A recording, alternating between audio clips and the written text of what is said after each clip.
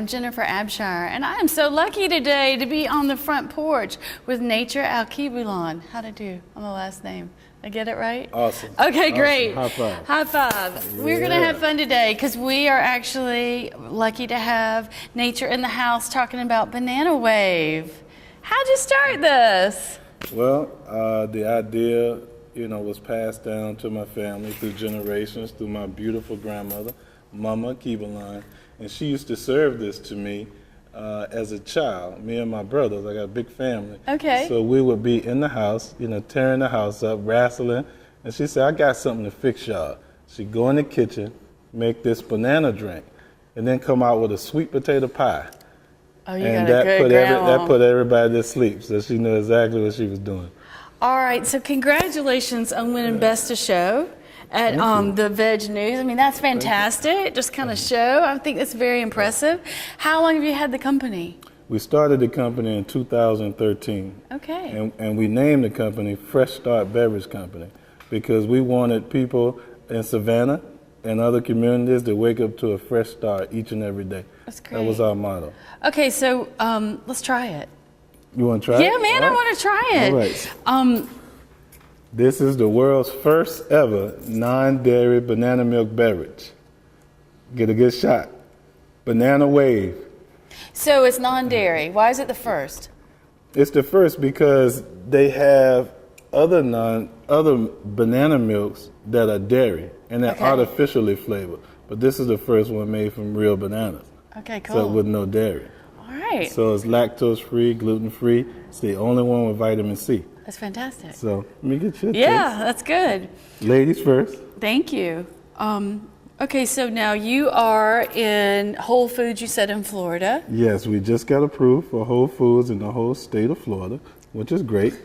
And we're also in a bunch of different independent stores down in Florida, like Nutrition Smart, a lot of the local health food stores, and we're making our way to Savannah. Awesome. All right, we're excited to have you here. Let's try it. Cheers. Cheers.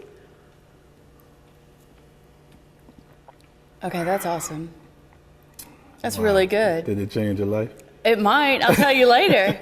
I'll tell you later. Okay, so if we wanted to have this product in Savannah, how would we find it?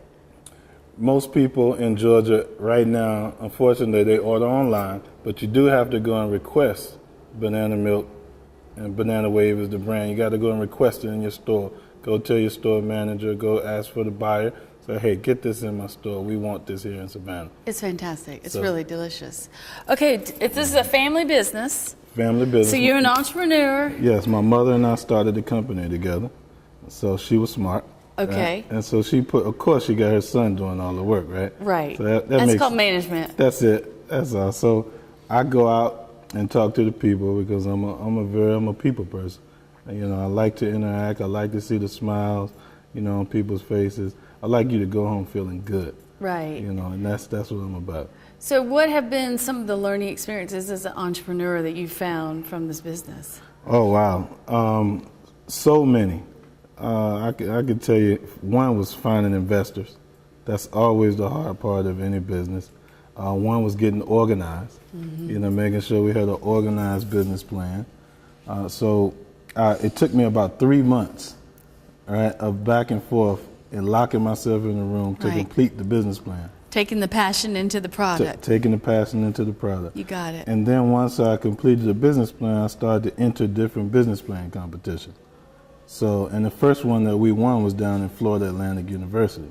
Fantastic. All right, so we won that competition, then from there is when I started getting interest from actual angel investors, in the community.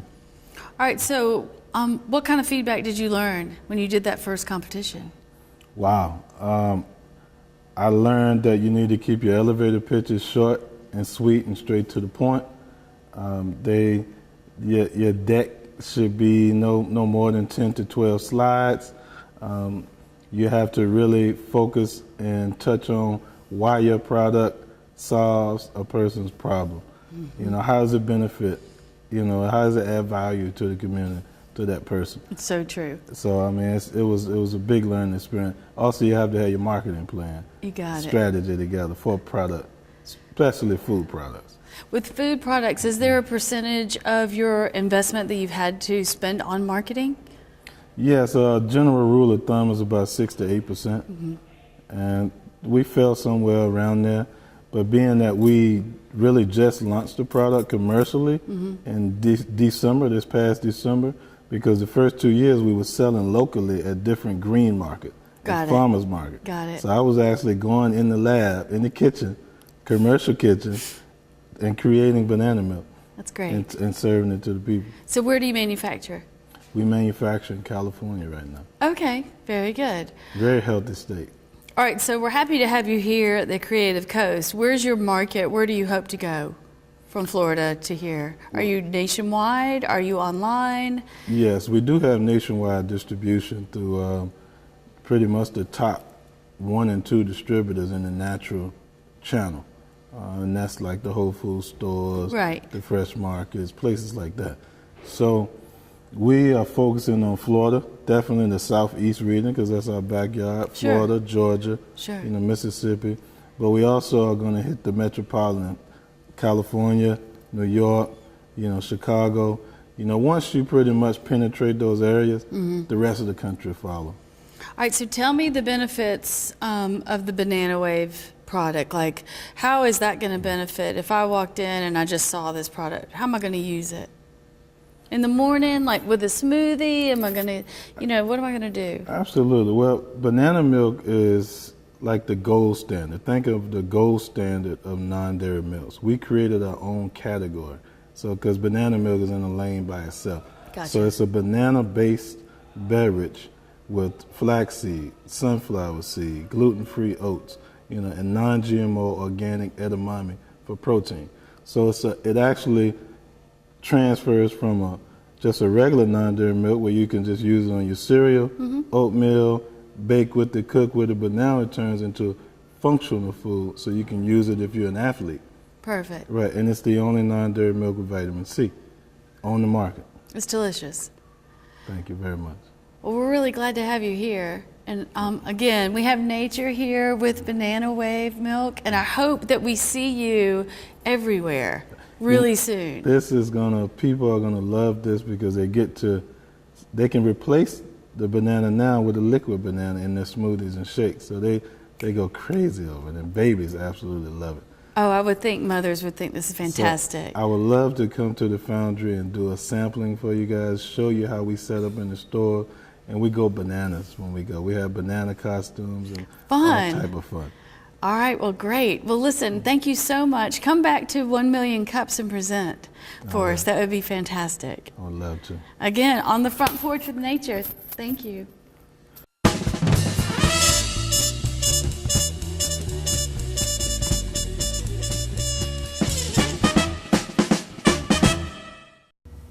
Welcome to today's Front Porch. We're here with Christen Clougherty of the Novus Project. And Christen, we're so glad to have you. Thanks for being here. Thank you. Tell us a little bit about what you're up to with the Novus Project.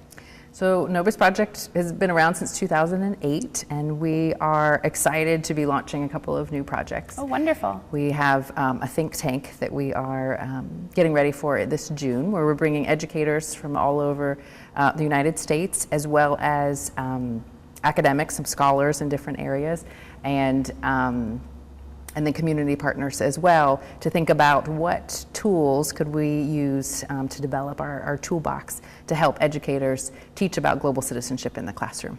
So we want to make this resource available for K through 12 teachers to be able to open the box and have different activities and all of the different manipulatives that they need in order to lead lessons about global citizenship. Great. And how is this new think tank different than your meat and potatoes general mission statement, what you've been up to since 2008? So a lot of what we do is go into schools and work with different communities on how to engage their students in deeper and more ethical practices of service learning and global citizenship education, and how to build a culturally responsive classroom. So how to prepare students to interact with other kids or in their future lives with people who come from different cultures than themselves. And one of the ways that we do that is we take K through 12 teachers in the summer on global service trips, and they travel with us. Right now we have a program in the Dominican Republic and then one here in Savannah, Georgia on African American and Gullah Geechee history, and they learn about the culture. They interact with community members, do service projects in the community, and then there's a lot of professional development that's built right in so that they are creating new skills to take back and translate these opportunities to their students. Great. Why does being a global citizen matter? Well, in our increasingly global world, it's really important that students have skills to be able to interact and understand both our interdependence and our kind of social responsibility among one another. And one of our new initiatives we've been calling the I Care initiative, where we want to create informed, compassionate, active, responsible, and exemplary global citizens. So it's really about building students what we would call soft skills in education, right? Their skills for how to be a good human being and neighbor. And you know, too often we think about the United States as being its own kind of sphere off to the side, but really the way Nobis defines it, both domestic, our local projects that we do, as well as our global, are all part of global citizenship, and they're very much interconnected. We're all on the same sphere. And were you involved in the founding in 2008? Yes, I'm the So how founder. did that, okay, wonderful. How did you decide to get this underway? The Nobis Project is an outproduct of my PhD research. I was Excellent. curious, is it possible to do international service within schools without international travel? Very few, in the grand scheme of things, people from the United States travel to other countries, but we are very much a big player in global policy and economy. So it would behoove us to have a much better understanding of that relationship and how cultures differ than our own. And so I developed an educational model we called the Nobis Global Action Model that allows teachers to do global projects from their classroom without travel. And I was measuring to see, do you have the same kind of impact that you'd expect if you went and did a local project down the street? And we had fabulous results. So Nobis then was founded, and then I continued to work with schools on that, using that model. However, one thing that we discovered was that model worked really well for teachers that were used to talking about social justice issues, that were prepared to handle the uncomfortable conversations that come up when you have human rights violations, et cetera. And that it didn't necessarily work as well, and teachers became really uncomfortable because the students are hungry to have answers to these questions, and they see all of these things that adults have learned not to talk about. And that's when we developed the global component, so that teachers really have the opportunity to be uncomfortable, to do a lot of personal self-reflection about where is my power and my privilege in these different dynamics, so that they can be better equipped to handle the conversations with their students. Great. And tell us a little bit about the scope that you're operating on now, number of people that you're working with, classrooms, students, teachers, just in this region more broadly. So we are a nationally based organization. We're located here in Savannah, and Nobis has, let's see, in this, I'm going to have to do the math in my head to figure this one out. But we've worked with approximately 50 different schools across the United States, from coast to coast. Great. And then with the presentations, I probably present to about 2,000 people a year, to educators at different conferences around the country too. So we have a reach. I wish we had a better reach in the Southeast. These ideas are very sought after in other parts of the country and are slowly catching on down here. And you work teachers that teach K to 12 or K to 12, Good. although I get lots of higher ed college professors who want to come on our trips too, so we welcome them. And one thing that we think is really important too is to work with teacher ed students, so students who are studying to become teachers, so to build these skills and this awareness before they even enter the classroom. So right now we're working on partnerships with a number of universities so that Nobis can use the model that we do with the teachers in the summer as the study abroad model for teacher ed students. Oh, interesting. Great. So I'm sure there's been a lot of challenges along the way, and you've had to apply some creative problem solving to get through them, but maybe if you could share one or two that you're most proud to have overcome? That's a very good question. So a lot of Nobis's work is me working by myself from home. So I have a great board that's supportive, and they, some of them live here in Savannah, but most of them live in other cities. So one of the biggest obstacles of being a small nonprofit is learning that finding the resilience in yourself to keep going when there isn't a lot of instant gratification of the results of the work that I'm doing. So I go and I do presentations at schools, and then I leave the school community, so I don't always even get to see what the results are. So one thing that I have learned the importance of is that networking isn't just that first initial kind of conversation, that it really is important to continue to build relationship.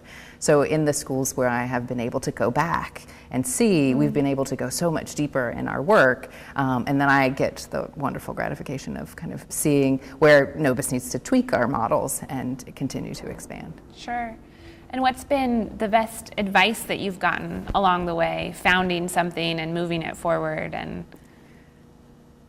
I don't know that I have. The thing that comes to mind is what I wish I had done differently. okay, we'll take that too.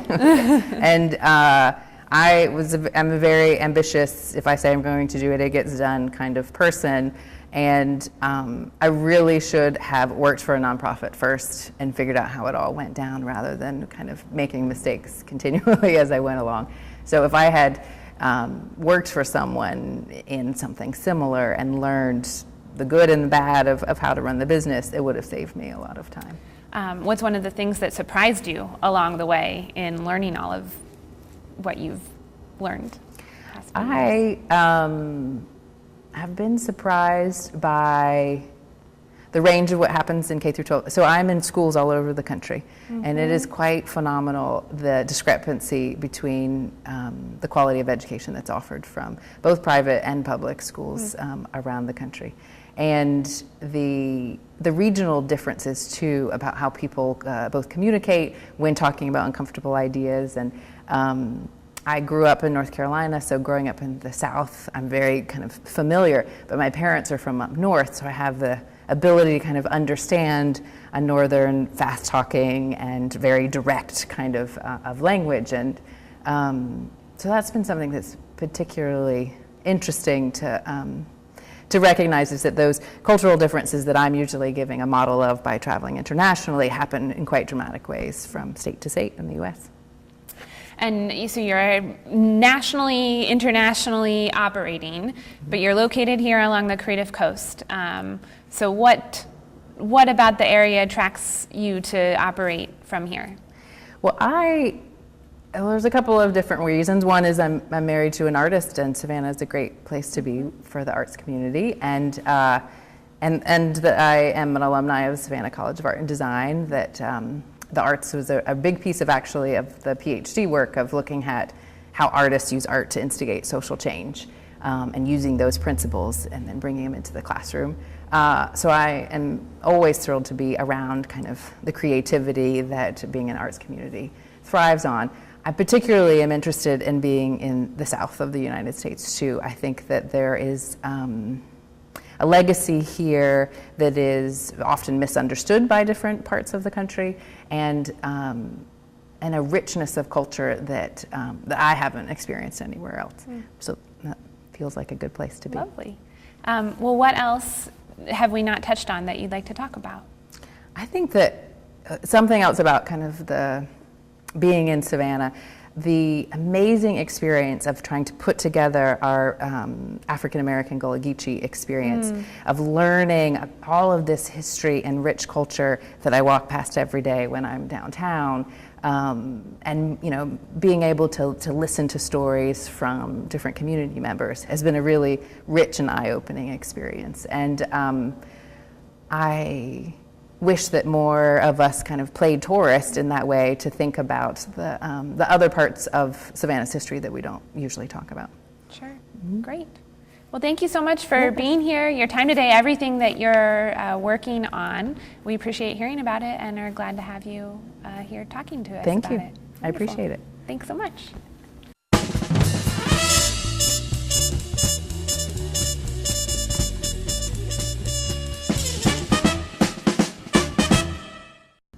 Hi, I'm Jennifer Abshire, and today I'm on the front porch with Russ Clark, someone I admire and have the pleasure to work with at Georgia Tech. Russ, I love the term that you're a scientist. I don't get a lot of time to hang out with scientists, so this is cool. But you're actually a professor of computer science at Georgia Tech. Yeah, I teach computer science and have for many years, and especially networking and now everything to do with mobile and Internet of Things. That's great. Thanks for being a speaker at our Geekend. We really appreciate that last year. It was great. It was a great opportunity to meet a really diverse set of people, a really neat group, and really to have some great conversations about what's going on in the coastal area. I think the cool thing about Geekend is it's truly a melting pot. You're going to get Absolutely. that touch point of everyone that's interested in, from the Internet of Things to mobile apps. Yeah. Okay, let's talk about mobile apps. Mm-hmm. And I know you're going to be teaching a course soon, but let's talk about who wants to learn about mobile apps. Who's the student? Yeah, so it's been a great evolution, I guess, over the last 10 years. We started teaching in the mobile app space really before there was even an iPhone. And the first couple of years was fairly painful for students to learn, how to work in this space, and the opportunities to be successful and to launch a business or to launch an app were very different then. Since the iPhone and the Android and now the app stores has obviously greatly changed that in terms of the approachability. We have high school kids building apps now. We have people from all different backgrounds and walks of life that are able to get into it. As the technology as the tools have improved, we really see what's fun is it's a much broader audience that we can reach that is able to approach it. And now what we're seeing is a nice maturation of the field, so that yes, I still teach computer science students how to build and do the highly optimized and specialized code for mobile, but we also have lots of opportunity for different types of businesses and different backgrounds to really make their business accessible via mobile, whether it's a mobile optimized website. The search engines are like Google is really changing the way people think about and prioritizing for mobile, so Right. that now when you're searching for something on your phone, you get higher priority to businesses that have taken the time to optimize their websites for mobile. Correct. Because really it's the primary way that so many people interact with the internet today, right? You read your email, you're searching for things on the go. And even sitting at home, people are more likely to reach for their phone than they are for their desktop computer anymore. Completely. And so, really, it's a fun time to be thinking about all the different ways we can interact with mobile, and that we can work with businesses to really mobile enable the way they interact with their customers. All right, you have a course coming up. So we have developed several courses in mobile that we're working that we're offering in the coastal community at Georgia Tech Savannah.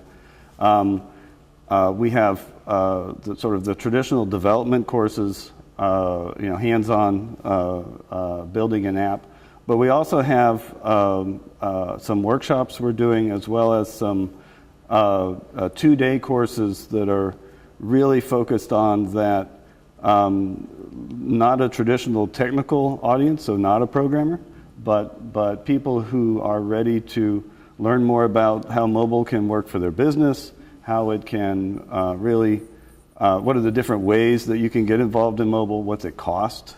And this could range from a small retail business to a dentist to Absolutely. an accountant. Right, real estate, In Savannah, of course, the area, the travel business is important, and tourism. Any size business, very broad applicability here, we're excited about. We're interested in. It's a very relatively small, less than 30 students, sometimes less than 20, and that gives us an opportunity to be very hands-on and work with people on their businesses, right, and what they need in their wherever they're coming from. So it's really you're able to have a touch point for the general business owner who needs to decide if they want an app, right, how they can use an app effectively. Because a lot of times people think that they have to either send their IT person, and if they don't have an IT person, they won't necessarily spend the money or the time to learn that. Right. I would think this would be perfect then. Yeah, and what we're really trying to do is open this up for people who maybe have an idea but don't know how to get started. Mm-hmm. Maybe they don't know how to move forward with mobile, and that's really an important takeaway is you don't have to have the IT person on staff. You don't have to be that IT person yourself.